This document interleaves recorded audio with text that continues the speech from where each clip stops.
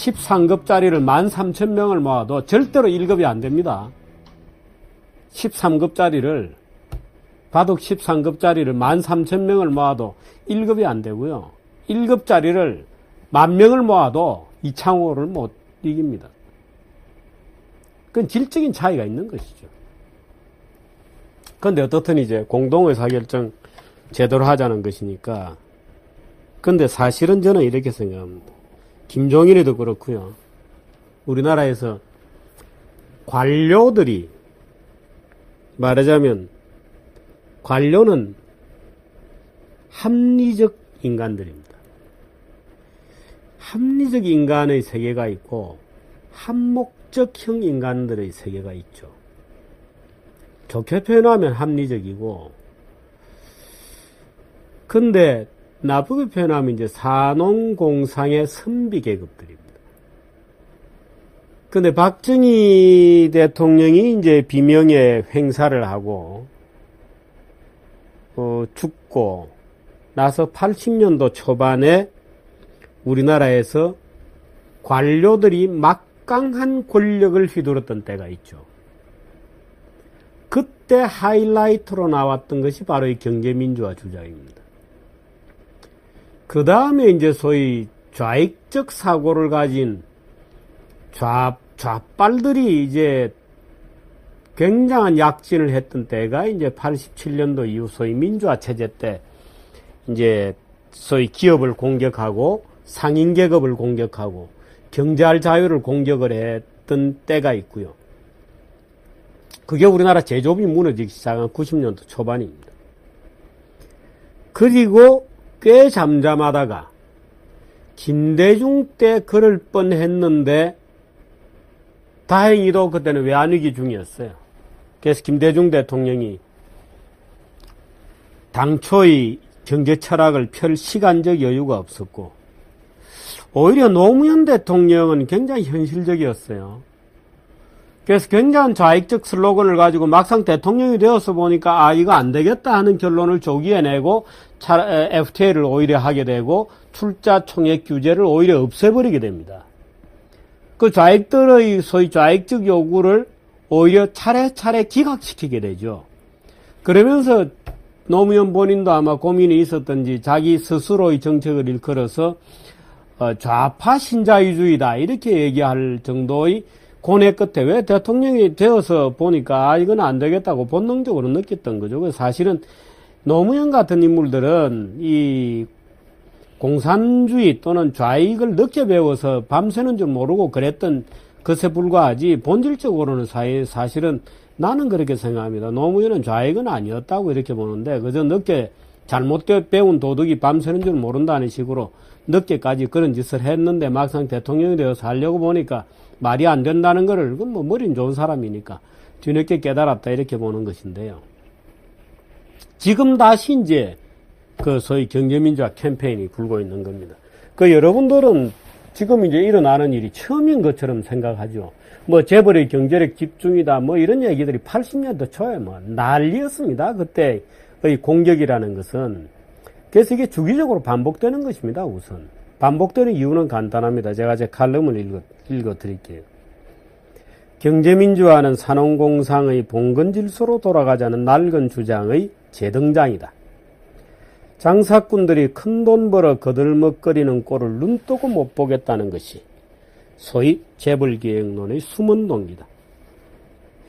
그래서 지식분자들이 광범위한 암묵적 동의가 깔려있다.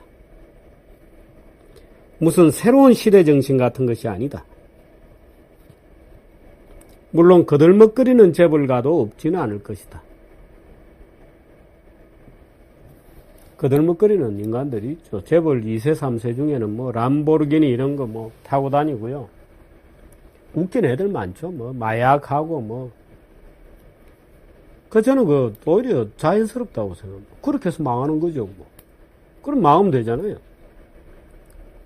재벌 2세나 3세가 정신까지 멀쩡하고 머리까지 좋고 아주 인품까지 훌륭하다 이러면 그 굉장히 불공평하잖아요. 그 재벌 2세, 3세라는 애들이 그래 애비 잘 만나서 돈 많다 그러면 애가 성품이라도 개판이거나 인내심이라도 없거나 그래서 람보르기니 타고 가다 교통사고로 죽으면 다행이잖아요. 세상 참 공평하다 오히려 그렇게 느껴야 되는데 머리 좋은 놈이니까 머리 좋은 놈이 인품까지 좋아야 되고 재산이 많은 놈이 인품까지 좋아야 되나요? 그러나 거들먹거리는 재벌가라고 해봤자 기껏해야 TV 드라마죠. 타인의 사생활에 대한 합리적 무관심이 근대적 에티켓의 기본이다. 그러나 남의 집 숟가락이 몇 개인지를 한국인은 여전히 궁금해한다. 엽전들의 DNA다. 촌락사회요 눈치사회다. 지금까지 한국이 자본주의 간판을 내걸어왔던 것이 이상할 정도다. 학교 다닐 때 공부도 못한 친구들이 돈 좀 벌었다고 라면서 침을 튀긴다면 그는 서울대 법대를 나왔거나 그 비슷한 먹물이다. 여러분들은 아마 그런 사람들을 별로 못 만날 겁니다. 근데 저 같은 경우에는 이제 기자 생활을 오래 하면서 소위 우리 사회에서 출세한 사람들, 뭐 장관, 차관, 뭐 기관장 이런 사람들은 거의 다 알죠. 많이 만나고 아주 친한 사람도 많습니다.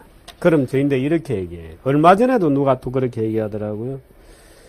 이명박 정부가 실패한 것은 이류들을 갖다 썼기 때문이야.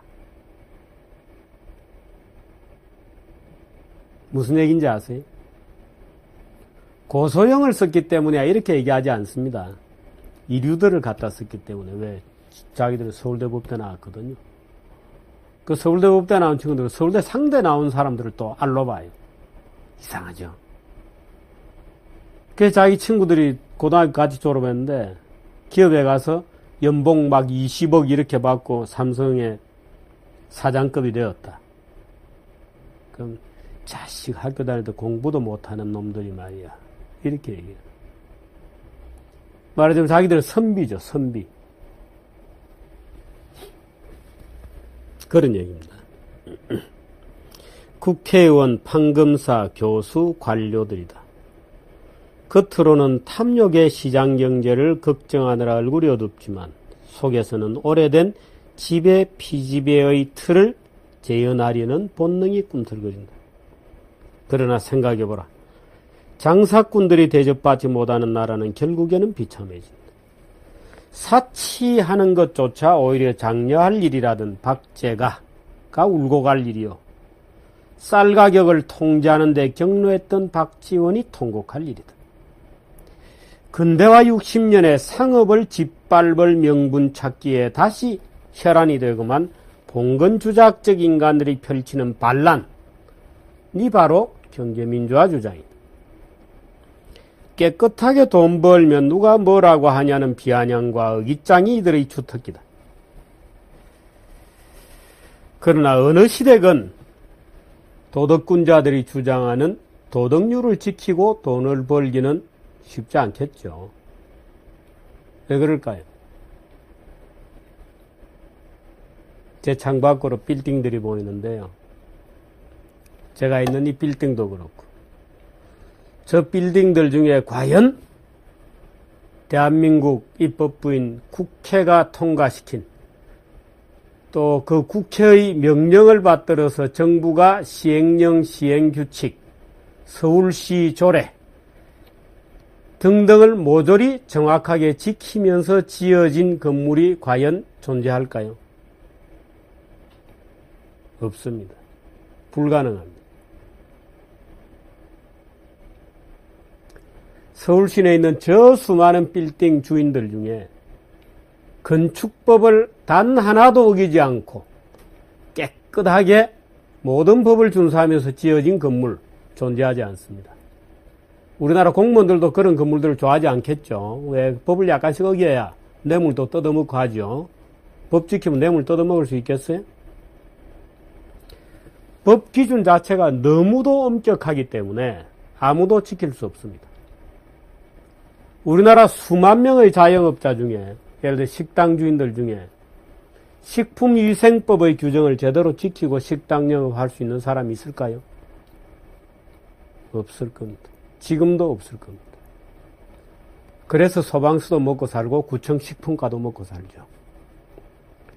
말하자면 도덕군자들은 법을 만들 때 우리나라 국회도 마찬가지입니다. 주자학자들은 법을 굉장히 엄격하게 만듭니다. 아주 정말 이상적으로 완벽하게 만들어요. 그래서 어디에서든지 그 기준을 지키려면 걸려들지 않을 수가 없게 되어 있습니다. 걸려들죠. 그럼 이제 이 더러운 장사꾼들이라고 비난하죠. 이 더러운 악덕 재벌이라고 비난하죠. 그렇습니다. 그래서 포스트 박정희 시기였던 80년대 초에도 관료와 교수 집단의 재벌 해체론이 극성이었던 것이었다. 그때도 경제력 집중이 주된 논거였다는 웃기는 얘기죠. 참 그때 뭐 지금으로부터 30몇 년 전에 우리나라 재벌들이 뭐가 있었겠어요. 정말 찌꼬리만한 재벌도 아닌 재벌을 놓고 그때도 대학 교수, 경제관료, 정치인들은 뭐 재벌 경제력 집중 타도하느라고 뭐 난장판이었습니다. 재벌 해체론 이런 것도 뭐 어마어마했고요. 1원 1표의 자본주의 의사결정 구조를 1인 1표의 소위 민주적 의사결정 제도로 돌리자는 것이 주장의 골자다. 좋은 말로 기업 경영에 민주적 통제를 가하자는 주장이다. 말이 민주적 통제이지 실은 경제할 자유의 박탈이며 상인인 계급에 대한 도덕군자들의 우월성의 우위를 확고히 하자는 것이다. 재벌 총수가 1% 주식으로 기업 경영권을 독점하는 현상을 비판하는 것이 논쟁의 핵심이다. 맞는 주장처럼 보이지만 아니다. 의결권 괴리가 없는 나라는 어디에도 없다. 워런 버핏이 가지고 있는 클래스 A 주식 의결권은 무려 1만 개다. 대부분 미국 기업이 수십 배, 구글 같은 경우에 수천 배, 시스코 시스템즈 같은 경우에 대주주는 의결권을 더 가지고 있습니다. 이건희 회장의 의결권은 달랑 1개다. 그래서 순환 출자 이런 걸 만들어서 겨우 뭐 한 몇 개 행사하는 거죠. 누구의 지배력이 과하다는 것인가? 대주주와 소액주주가 같다고 주장하면 경제민주화 진영이다. 그러나 절대로 같을 수 없다. 소액주주는 주식을 매매하면서 창업자의 가치에 편승할 뿐이다. 소유경영자라면 더욱 그럴 것이다. 중국집조차 주인이 있을 때와 없을 때의 가게 분위기가 다른 법이다. 바로 그곳에 소유경영의 탁월성이 있는 것이다. 그것을 해체하고 기업의 사회적 지배구조를 구축하자는 것이 재벌개혁론이요 경제민주화론이다. 복지를 늘려달라는 따위의 시시한 요구가 아닌 것이다. 주자학은 세계를 정적 질서로 보는 철학이다. 마이클 샌델도 그렇다. 중소기업과의 공정성이나 형평성 문제도 그렇고 기업의 사적 영역을 규모에 따라 세분의 영업권력을 지정하려는 시도는 정태적 질서관의 논리적 결과다. 이들의 눈에는 시장에서 일어나는 창조적 파괴나 동태적 변동 따위는 아예 들어오지 않는다. 지금 존재하는 먹거리를 적절하게 나누면서 평화롭게 먹고 살자는 농촌공동체적 도덕관이다. 지킬 수 없는 법을 만들어 놓고 민중을 겁박하는 것이 주자학의 주특기다. 생각해보라. 제사상 문제에서부터 상례 절차와 복식에 이르기까지 그 복잡다단한 규제의 그물망을 생각해보라. 현대 한국에서는 상속세제 같은 것이 대표적이다. 세계에서 가장 높고 징벌적이며 가진 자에 대한 정오감을 최대한 은폐해 놓고 있는 것이 무려 65%의 높은 상속세다. 65%라고 제가 썼는데 어떤 사람이 50%다 이렇게 주장을 하고 왜 정 실장은 65%라고 주장을 하냐는데요. 65%가 맞습니다. 왜냐하면 이 대기업은 50%의 기본 텍스가 있고요. 그 위에 서텍스가 있습니다. 서차지가. 그래서 경영권이 달린 대기업 대주주의 주식을 매매할 때는 상속세가 30%를 더 내게 돼 있어요. 그래서 50% 상속세 내는 것 곱하기 30%의 서텍스를 붙이면 65%가 되죠. 그래서 65%가 맞습니다. 그게 다 설명할 공간이 없어서 그냥 65%의 높은 상속세다 이렇게 적어 놨더니 내가 알기로는 50%인데 왜 65%라고 공갈 치냐 뭐 이런 또 일부 좌빨들의 항변이 있어서 참 그거 다 일일이 설명해 줄 수도 없고, 지금 이 프로에 제가 설명을 드립니다. 이 세금을 다 내고 나면 상속은 불가능하다. 결국 일감 몰아주기 등 온갖 편법을 시도하게 되고, 때는 이때다는 식으로 너는 법을 어겼다 하고 또 잡아가는 겁니다. 옛날에 주자학자들하고 똑같죠. 이 주자학 양반들이 백성들을 통치하는 방법이 그랬거든요. 굉장히 복잡한 규칙을 만들어 놓는 겁니다. 제사상 할 때 감은 어디에 놓고 배는 어디에 놓고 음식은 어떻게 하고 그게 이제 소위 주역적 원리에 따라서 진설도 이런 거 있잖아요. 옷은 어떻게 하고 예절은 어떻게 하고 사돈의 팔촌까지 가족 관계를 복잡하게 만들어서 정말 규칙이 복잡하거든요. 가래가 촌수가 생활의 규칙들이 절하는 것도 다 다르고 그렇게 만들어 놓고 이제 딱 지켜보고 있는 겁니다. 그 쌍놈들이 조금만 이제 엉뚱한 짓 하면 내 이놈 너는 무식하고 배운 데가 없구나 하고 이제 급박하고 그걸로 조선 선비 계급이라는 소위 선비 계급 4계급이 사농공상 질서 만들어 놓고 백성들을 내리 찌고 누르고 그랬던 거죠. 그 야비한 놈들을 지금 이렇게 기업들 때는 이때다는 듯이 불법을 낚아채면서 도덕적 비난의 화살을 퍼붓는 것이 지식계급이 만들어 놓은 주자학적 뜻입니다. 조선이 왜 망했는지를 우리는 이제서 알아가는 중이다. 이제 쓴 칼럼인데요. 이 칼럼도 정규제 TV 좀 올려놓을 테니까 여러분들 한번 읽어보시기 바라고